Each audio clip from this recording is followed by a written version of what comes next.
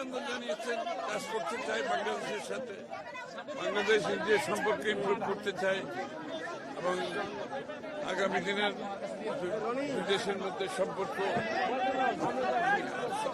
আরো শক্তিশালী করতে চাই। জেনারেল কথাবার্তা, এরকম স্পেসিফিক কোনো কিছু নেই।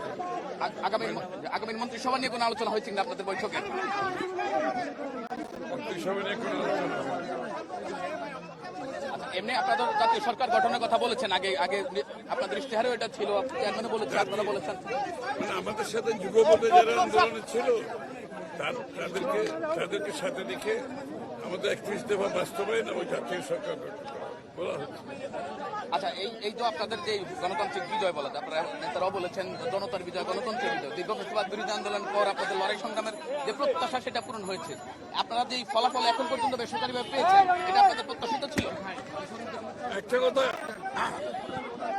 একটা কথা বুঝতে হবে যে বাংলাদেশের, এই কথাটা আমি প্রতিনিয়ত বলে যাচ্ছি, বাংলাদেশের যে কোনো কঠিন সময়, যে কোনো ক্রান্তি লগ্নে বাংলাদেশের মানুষ বারবার বাংলাদেশ জাতীয়তাবাদের দলের উপর আস্থা রেখেছে।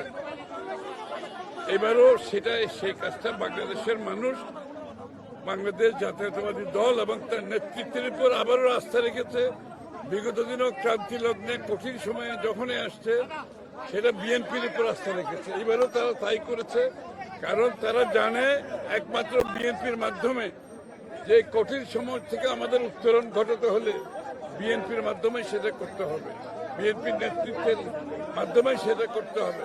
এবং বিএনপির নেতৃত্ব তারেক রহমান সাহেব, উনি যে পরিকল্পনার কথা বলেছেন, যে প্ল্যানের কথা বলেছেন, এটা বাংলাদেশের জনগণ এটার উপর আস্থা রেখেছে। আমরা জয়ী হয়েছে বলছি না, কিন্তু আমরা বলছি আমরা বাংলাদেশের জনগণের আস্থা অর্জন করছি।